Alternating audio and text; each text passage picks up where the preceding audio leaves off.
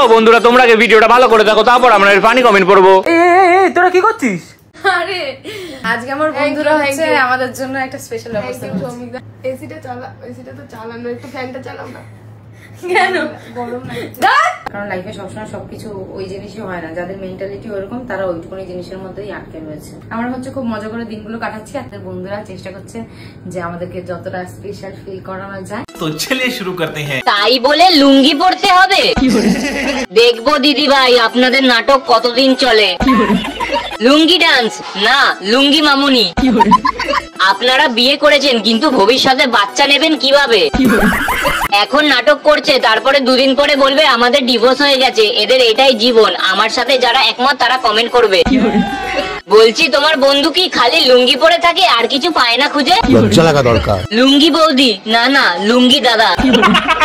একজন 3 নম্বর বিয়ে সম্পন্ন হয়েছে, তুমিও তার পিছনে লাইন দাও, কাজে দেবে। বলছি দিদি আর কি কাউকে পেলে না? তুমি তো সমাজের মুখ উজ্জ্বল করে দিয়েছো।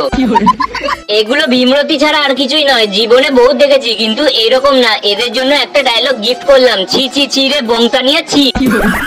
আমারও মেয়ে বেস্ট ফ্রেন্ড আছে, বাট তাকে বিয়ে করব এটা কোনো মানে হয়? বাবার লুঙ্গি পরে আছিস নাকি? সব ঠিক আছে, মনটাই বড় বড়। দিদি কতদিন চলবে এই নাটক?